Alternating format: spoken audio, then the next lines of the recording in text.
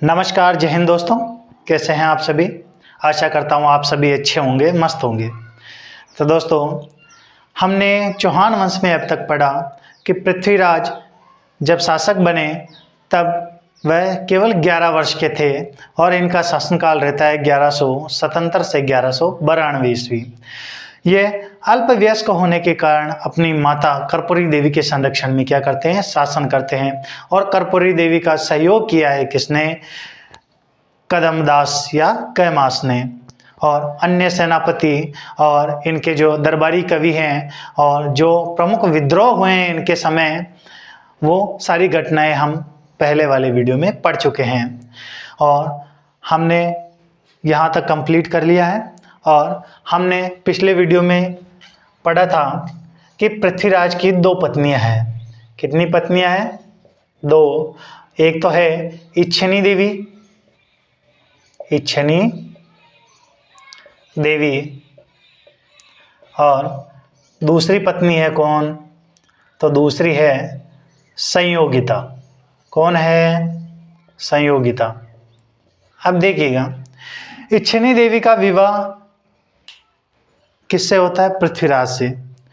हमने पिछले वीडियो में देखा इच्छिनी देवी को लेकर पृथ्वीराज और गुजरात के भीमदेव सेकंड के मध्य युद्ध होता है नागौर का। कब? 1184 ईस्वी में। और परिणाम स्वरूप उसमें नागौर के युद्ध में पृथ्वीराज किसको पराजित कर देते हैं? भीमदेव सेकंड को। और विवाह कर लेते हैं किससे? इच्छिनी देवी से। ये आबू की परमार राजकुमारी है, ठीक है। और इनकी दूसरी पत्नी है संयोगिता। संयोगिता के कारण ही तराइन का युद्ध होता है और संयोगिता के कारण ही ये सारी प्रमुख घटनाएं होती हैं। तो एक चार्ट बनाते हैं और चार्ट के माध्यम से सारी घटनाएं आपको समझ में आ जाएगी, ठीक है। अजमेर में शासन है किसका? पृथ्वीराज का। तो अजमेर में शासन किसका है? पृथ्वीराज का। और इधर दिल्ली में शासन है अनंगपाल तोमर का। अनंगपाल तोमर, ठीक है। और इधर कन्नौज में शासन किसका है? तो कन्नौज में विजयचंद गढ़वाल के बाद में शासक बन गया है कौन? जयचंद गढ़वाल। तो जयचंद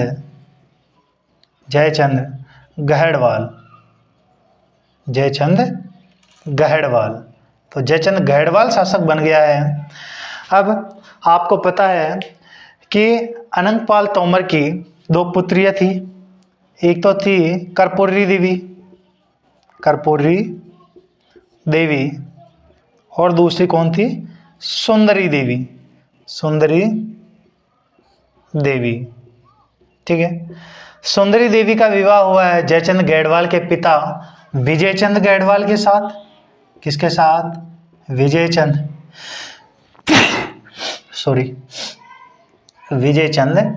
गढ़वाल के साथ, ठीक है। और कर्पूरी देवी का विवाह हुआ है किसके साथ? सोमेश्वर के साथ, ठीक है। और अजमेर के अभी शासक कौन है? तो शासक है पृथ्वीराज तृतीय, ठीक है। कर्पूरी देवी और सोमेश्वर के पुत्र हैं कौन? पृथ्वीराज। और सुंदरी देवी और विजयचंद गढ़वाल का पुत्र है कौन? जयचंद गढ़वाल। जयचंद गढ़वाल और पृथ्वीराज मौसेरे भाई हैं। क्या है? मौसेरे भाई।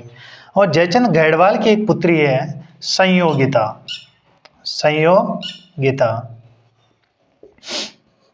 अब समझिएगा कि संयोगिता का ननियाल कहाँ है? तो ननियाल है, नांदेरो है, या ननियाल है कहाँ? दिल्ली में। और पृथ्वीराज का ननियाल भी कहाँ है? दिल्ली में, अनंगपाल तोमर के यहाँ। जब संयोगिता और पृथ्वीराज जब 12-13 वर्ष के थे तब ये भी दिल्ली आया करते थे और संयोगिता भी दिल्ली आया करती थी। तो धीरे धीरे दोनों के मध्य क्या हो जाता है? प्रेम हो जाता है। और प्रेम इस हद तक बन जाता है कि दोनों एक दूसरे से क्या करना चाहते हैं? पसंद भी करते हैं और विवाह करना चाहते हैं। ये बात पता चलती है किसको? जयचंद गढ़वाल को। अब जयचंद गढ़वाल उस समय तो कोई बात इनको पूरी सारी घटना पता नहीं होती है कि दोनों के बीच में प्रेम है या नहीं है, केवल इनको आशंका होती है।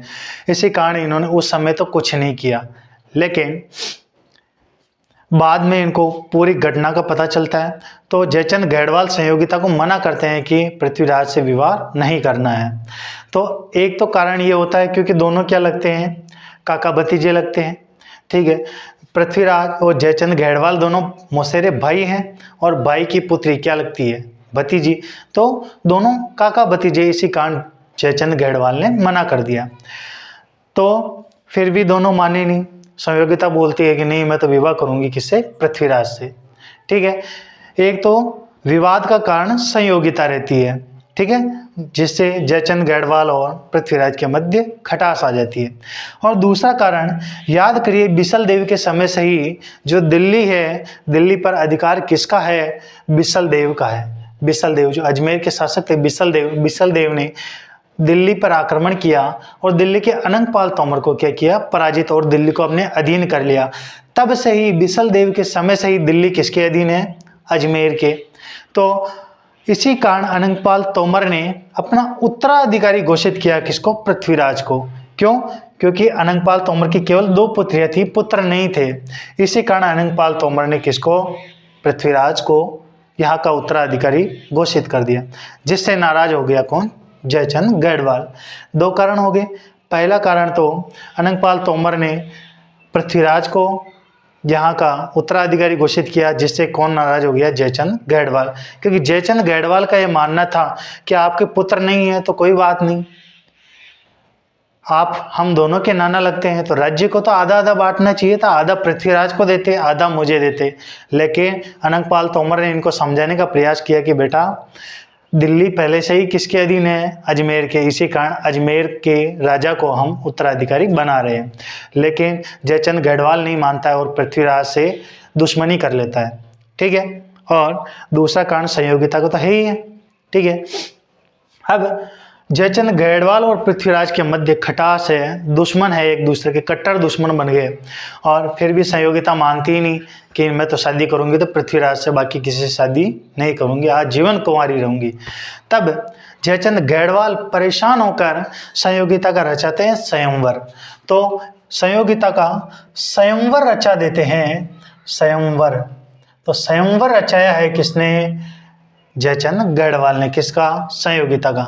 और आसपास के सभी राजा महाराजाओं को निमंत्रण भेजा, और सभी राजा महाराजाओं को निमंत्रण भेजा, लेकिन किसको निमंत्रण नहीं भेजा, पृथ्वीराज को।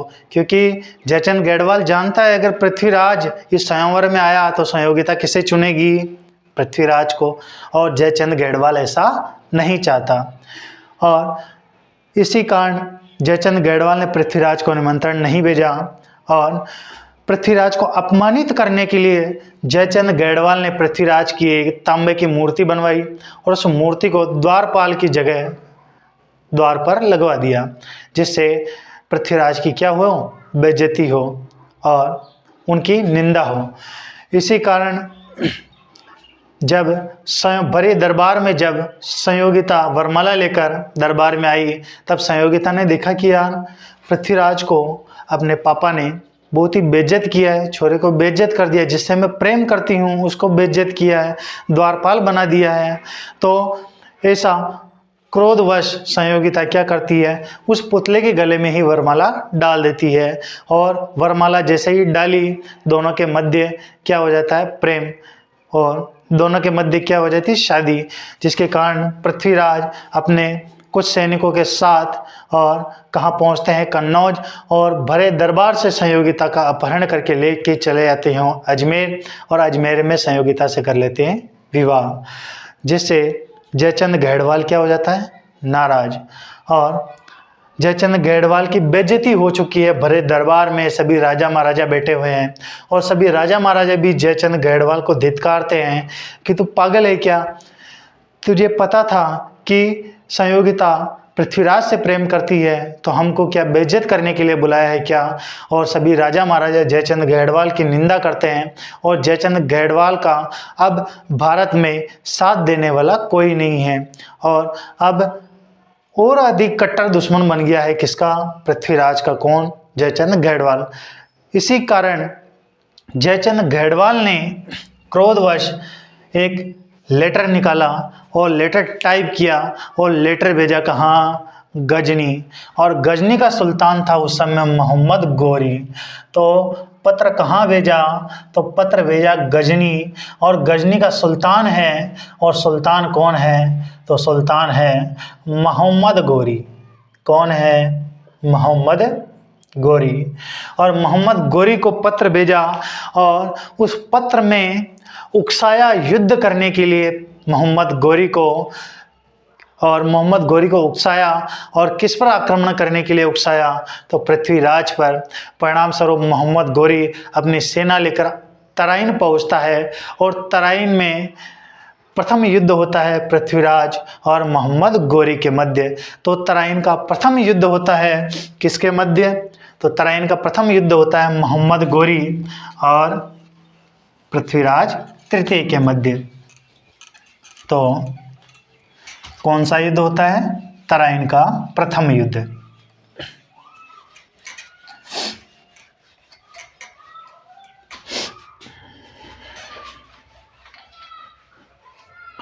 तो देखिए तराइन का प्रथम युद्ध, और तराइन का प्रथम युद्ध होता है 1191 ईस्वी को। कब होता है, 1191 ईस्वी में। तराइन कहाँ स्थित है, हरियाणा में। ठीक है, तराइन का प्रथम युद्ध होता है और युद्ध होता है पृथ्वीराज तृतीय और मोहम्मद गोरी के मध्य। मोहम्मद गोरी के मध्य, ठीक है। और पृथ्वीराज और मोहम्मद गोरी के मध्य तराइन का प्रथम युद्ध होता है। इस युद्ध में पृथ्वीराज मोहम्मद गोरी को कर देते हैं पराजित। और इस युद्ध में पृथ्वीराज का जो शक्तिशाली सेनापति है वो सेनापति कौन है, तो खांडे राव। कौन है, खांडे राव। एक बार परीक्षा में पूछ लिया गया था कि पृथ्वीराज की ओर से तराइन के प्रथम युद्ध में सेनापति कौन था, तो कौन था, मुख्य सेनापति खांडे राव। तो ये याद रखेंगे, ठीक है। अन्य सेनापति मैंने पिछले वीडियो में लिखवा दिया है, ठीक है। अब तराइन के प्रथम युद्ध में मोहम्मद गोरी हो गया पराजित और ये चला गया कहाँ, गजनी। कहाँ चला गया, गजनी। और इसको पता चल गया कि भैया राजस्थान में क्या आता है, पेपर टफ आता है, और अगर पृथ्वीराज को हराना है तो क्या करनी होगी, सोच समझ के तैयारी करनी होगी और दिमाग से हराना होगा। किसको, पृथ्वीराज को, क्योंकि शक्ति से तो हम जीत नहीं सकते, राजपूत हैं। तो फिर मोहम्मद गोरी पूरे एक वर्ष तक तैयारी करता है और तैयारी कर वापिस अगले ही साल 1192 ईस्वी में तराइन आ धमकता है और परिणाम स्वरूप पृथ्वीराज और मोहम्मद गोरी के मध्य तराइन का द्वितीय युद्ध होता है। लेकिन जब यह गजनी से तराइन की ओर आ रहा था तब इसने सोचा कि यार शक्ति से तो हम हरा नहीं पाएंगे, कुछ न कुछ युक्ति लगाते हैं। तो इसने क्या किया कि मोहम्मद गोरी ने कि जब ये तराइन की ओर आ रहा था तब इसने मुल्तान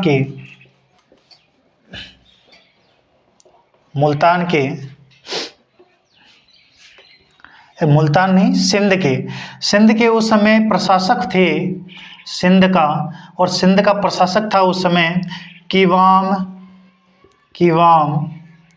उल मुल्क। सिंध का प्रशासक है कौन, कीवाम उल मुल्क।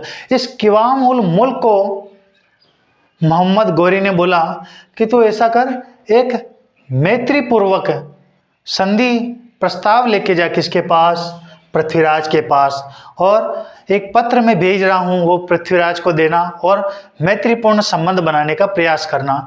तो कीवाम उल मुल्क जो सिंध का प्रशासक है वो गजनी के सुल्तान मोहम्मद गोरी का आदेश पाकर और पत्र लेकर मैत्रीपूर्ण संबंध बनाने के लिए कहाँ जाता है? अजमेर। और पृथ्वीराज को बोलता है कि गजनी के सुल्तान मोहम्मद गोरी आपसे युद्ध करने की इच्छा नहीं रखते हैं, आपसे पहले ही तराइन के प्रथम युद्ध में पराजित हो चुके हैं, अब वह आपसे मित्रता बढ़ाना चाहते हैं, मित्रता करना चाहते हैं, तो आपसे दुश्मनी नहीं करना चाहते।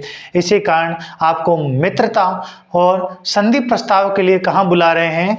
तराइन बुला रहे हैं। ऐसा कौन बोलता है? कीवाम उल मुल्क।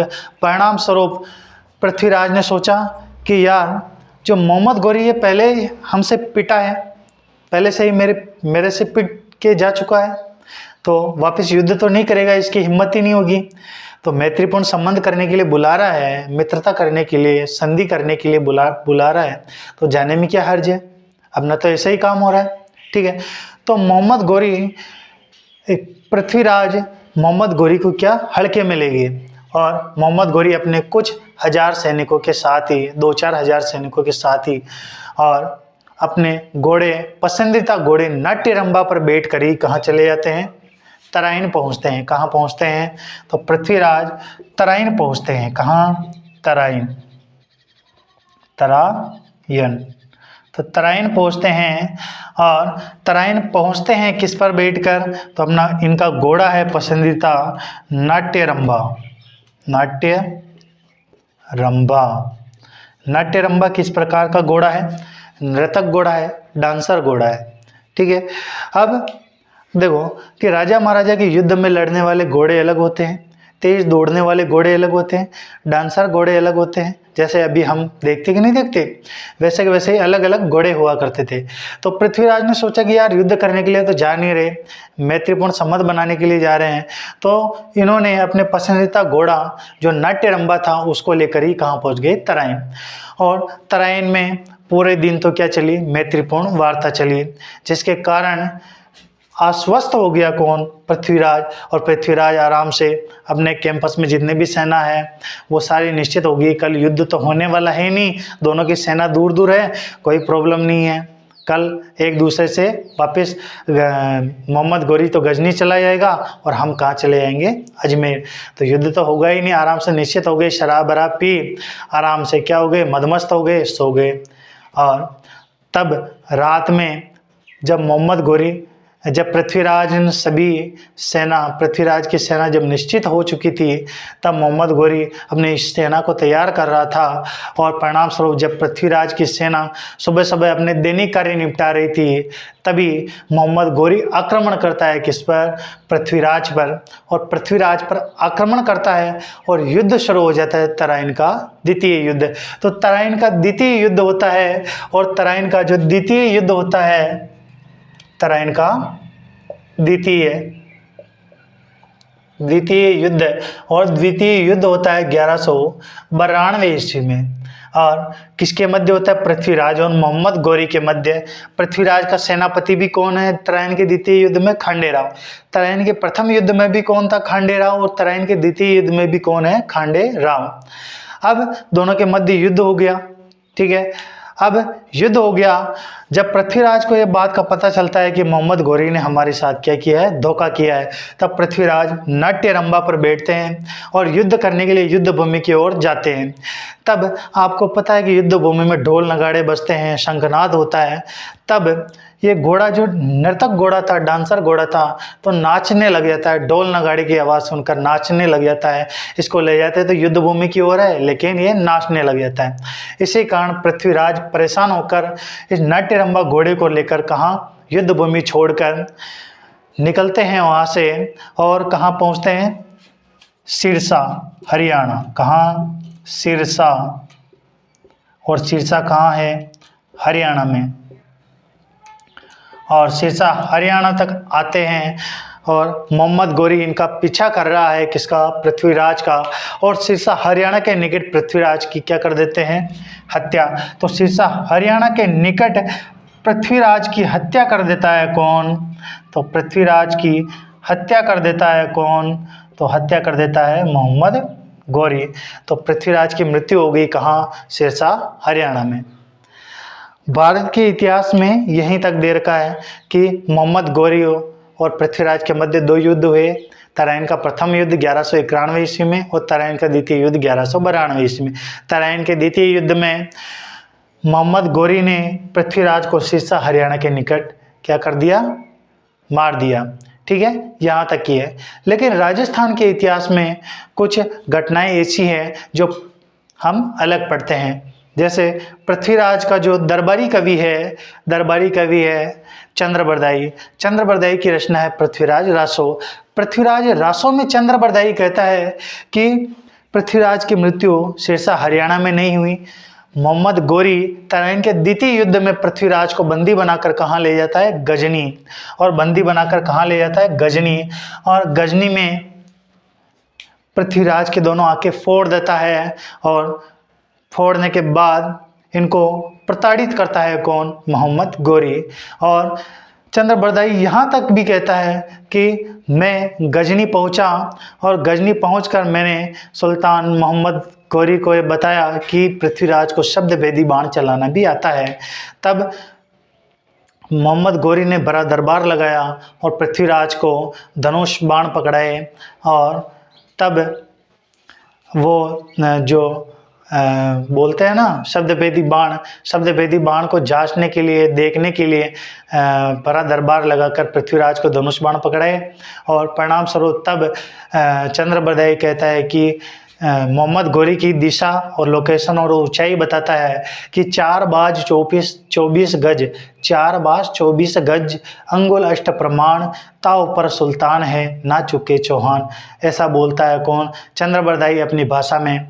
और पहेली के माध्यम से वो सारे ऊंचाई, लंबाई, जो दिशा है वो सभी बताता है, जिसके कारण पृथ्वीराज तीर छोड़ते हैं और वो लगता है मोहम्मद गोरी को और मोहम्मद गोरी की उस समय क्या हो जाती, मृत्यु।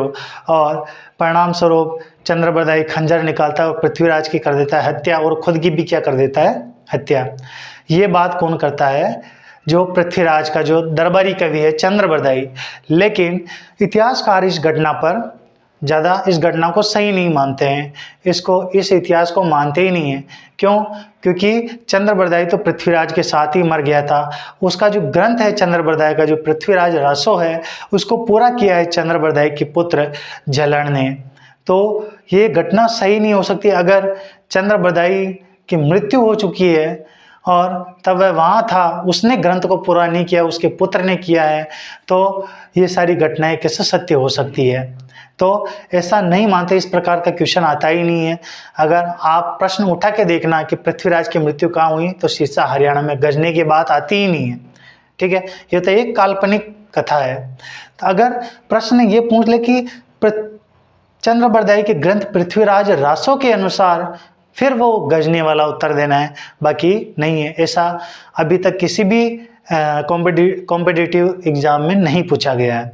ठीक है, तो ये याद रखेंगे। समझ में आया यहाँ तक? एक बार वापस देखिए, तराइन के प्रथम युद्ध में पृथ्वीराज और मोहम्मद गोरी के मध्य तराइन हरियाणा में 1192 ईस्वी में युद्ध होता है, जिसमें पृथ्वीराज पराजित कर देते हैं मोहम्मद गोरी को और मोहम्मद गोरी चला जाता है गजनी। और गजनी में युद्ध की तैयारी कर अगले साल ही वापस तराइन आ धमकता है। और तराइन आने से पहले यह सिंध के प्रशासक किवाम और मुल्क के साथ मैत्रीपूर्ण संबंध बनाने के लिए पृथ्वीराज के पास मैत्री संदेश भेजता है, जिसके कारण पृथ्वीराज मैत्रीपूर्ण संबंध बनाने के लिए तराइन आते हैं और मोहम्मद गोरी और पृथ्वीराज के मध्य संधि वार्ता चलती है।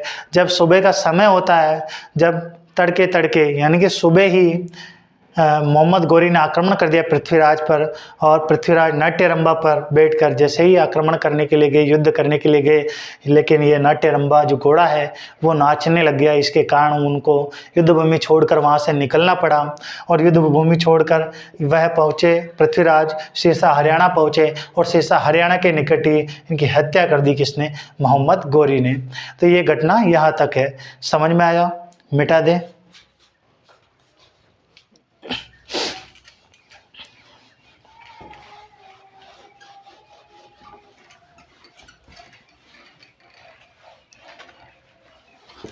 तराइन के दोनों ही युद्ध हुए हैं पृथ्वीराज और मोहम्मद गोरी के मध्य। और कब हुए हैं? ये एक तो हुआ है तराइन का प्रथम युद्ध 1191 ईस्वी और तराइन का द्वितीय युद्ध 1192 ईस्वी। ठीक है। अब देखिए, जब तराइन का युद्ध हुआ तब आपको पता ही है, एक तो सेनापति थे खांडेराव और दिल्ली से सेनापति कौन था? तो गोविंद राय। कौन था? गोविंद राय। जो मैंने सेनापति जो पिछले वीडियो में लिखवाया है उसमें लिखवा रखा है मैंने, ठीक है। अब देखिए, तराइन के द्वितीय युद्ध में कौन पराजित हो गया? पृथ्वीराज, ठीक है। अब दिल्ली पर अधिकार है किसका? मोहम्मद गोरी का। और पृथ्वीराज का एक पुत्र है और पुत्र है गोविंद राज। कौन है? गोविंद राज। कौन है? गोविंद राज। अब गोविंद राज किसके अधीन शासन करता है? तो ये अधीन है, और अधीन है किसके? मोहम्मद गोरी के। मोहम्मद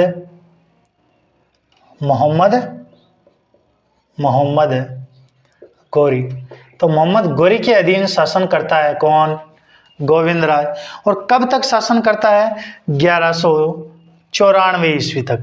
केवल 2 वर्ष शासन करता है। समझिएगा कि तराइन के द्वितीय युद्ध के बाद में मोहम्मद गोरी का अधिकार हो गया दिल्ली पर और अजमेर पर। तो प्रश्न ये उठता है कि दिल्ली का अंतिम हिंदू सम्राट कौन है? तो दिल्ली का अंतिम हिंदू सम्राट है पृथ्वीराज। तो दिल्ली का अंतिम हिंदू सम्राट भी किसे कहा जाता है? तो दिल्ली का अंतिम हिंदू सम्राट। तो दिल्ली का अंतिम हिंदू सम्राट कहा जाता है किसको? पृथ्वीराज को। क्योंकि मोहम्मद गोरी के बाद इसका गुलाम कुतुबुद्दीन ऐबक गुलाम वंश की स्थापना करता है। गुलाम वंश के बाद में खिलजी वंश, इस प्रकार से मुस्लिम शासक का वंश चलता रहता है दिल्ली पर। तो दिल्ली के अंतिम हिंदू सम्राट माने जाते हैं कौन? पृथ्वीराज। अब पृथ्वीराज का पुत्र गोविंद राज मोहम्मद गोरी के अधीन 1194 ईस्वी तक इस पर शासन करता है। अब मोहम्मद गोरी ने अजमेर और दिल्ली जीतकर किसको सौंप दी? कुतुबुद्दीन ऐबक को, जो मोहम्मद गोरी का गुलाम था। अब कुतुबुद्दीन ऐबक को शासन सौंप कर यह कहाँ चला जाता है? वापस गजनी। कहाँ चला गया? गजनी। अब दिल्ली पर और अजमेर पर शासन किसका है? तो दिल्ली पर और अजमेर पर शासन है, और शासन किसका है? कुतुबुद्दीन ऐबक का। तो कुतुबुद्दीन ऐबक का शासन है, और कुतुबुद्दीन ऐबक 1194 ईस्वी में जो एक गोविंद राज है, इस गोविंद राज को अजमेर से खदेड़ देता है। तब ये गोविंद राज कहाँ जाते हैं? रणथंभौर। कहाँ चले जाते हैं? रणथंभौर। और रणथंभौर चले जाते हैं, और रणथंभौर में 1194 ईस्वी में, कब? 1194 ईस्वी में चौहान वंश की स्थापना करते हैं। चौहान वंश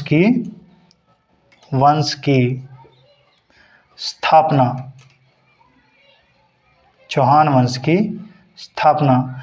तो रणथंभौर के चौहान वंश के संस्थापक माने जाते हैं गोविंद राज। और कब की है? 1194 ईस्वी में।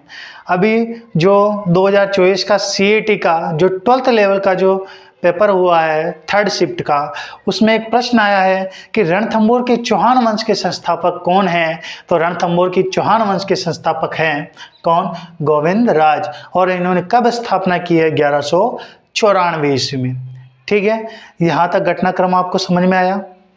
आगे देखिए, ये जो कुतुबुद्दीन ऐबक है, ये कुतुबुद्दीन ऐबक अब कहाँ? दिल्ली के साथ साथ अजमेर पर भी शासन कर रहा है। ठीक है, तब 1199 ईस्वी में, याद करिए, 1199 ईस्वी में कुतुबुद्दीन ऐबक अजमेर में जो संस्कृत पाठशाला उसको तोड़वाता है, और तोड़वा कर इसके स्थान पर निर्माण करवाता है 16 खंभों की मस्जिद का। 16 खंभों की मस्जिद। ये जो 16 खंभों की मस्जिद है ये राजस्थान की या भारत की प्रथम मस्जिद मानी जाती है। तो राजस्थान की प्रथम मस्जिद है कौन? 16 खंभों की मस्जिद, जहां संत पीर पंजाब शाह का 2.5 दिन का उर्स बढ़ता है। इसी कारण इसे 2.5 दिन का झोपड़ा भी कहते हैं। पर्सी ब्राउन ने कहा है 2.5 दिन का झोपड़ा। ठीक है, ये ध्यान रखेंगे आप, मिटा दें। अब युद्ध इनके जो मोहम्मद गोरी ने जब ये तराइन का द्वितीय युद्ध करने के लिए आया था तब इससे संबंधित कुछ महत्वपूर्ण घटनाएं हैं, उनको देख लेते हैं।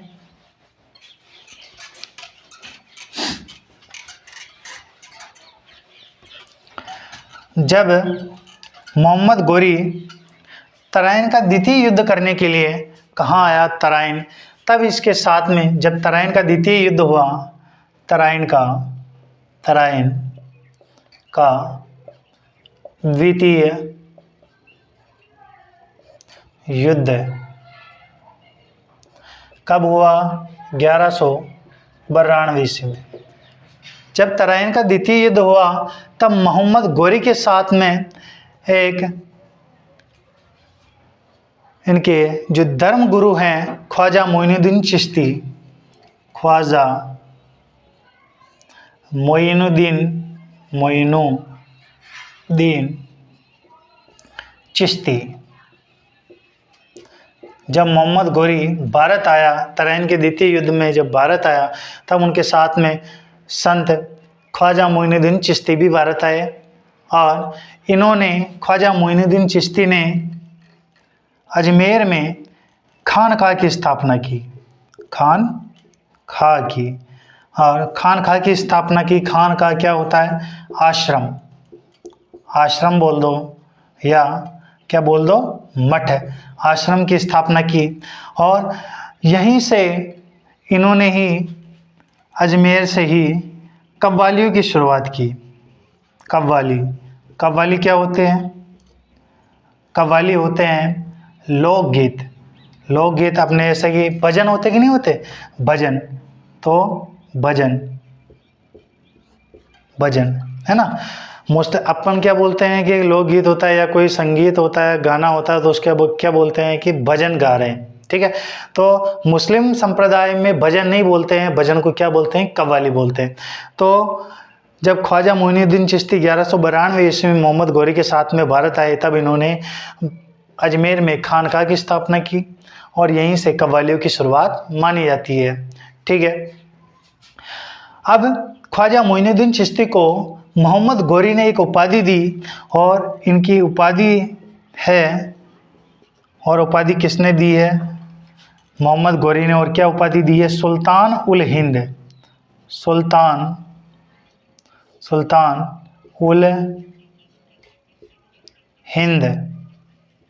तो सुल्तान उल हिंद की उपाधि दी है किसने? मोहम्मद गोरी ने। किसको? ख्वाजा मोइनुद्दीन चिश्ती को। ख्वाजा मोइनुद्दीन चिश्ती की दरगाह है कहाँ? अजमेर में। और इनकी दरगाह है कहाँ?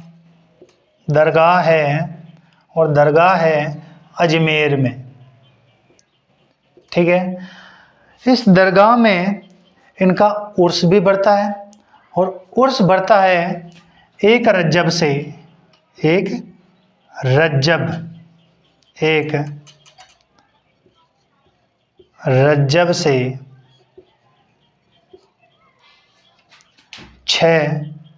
या 9 रज्जब तक, 6 या 9 रज्जब तक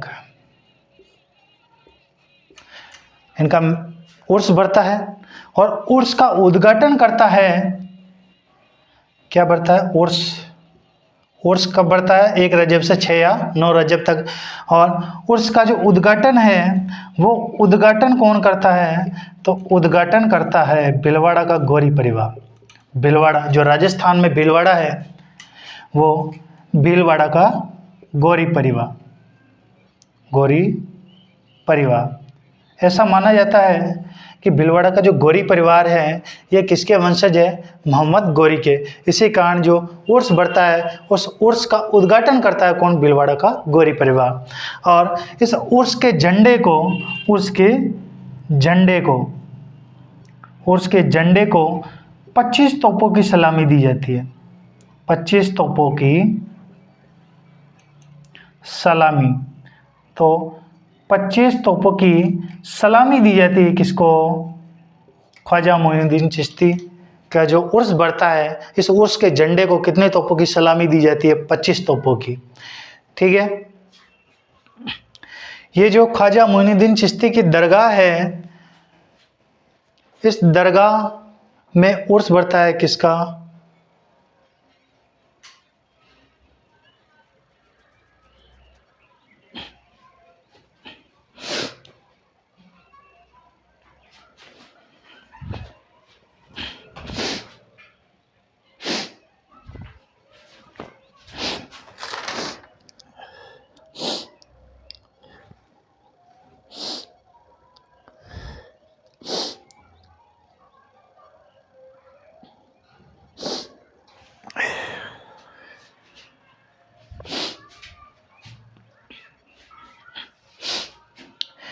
ये जो ख्वाजा साहब की दरगाह है, इस दरगाह को कहा जाता है भारत का मक्का। तो कहा जाता है भारत का मक्का, और इसे कहा जाता है विश्व का दूसरा मक्का। तो विश्व का दूसरा मक्का। तो भारत का मक्का कहा जाता है ख्वाजा साहब की दरगाह अजमेर को।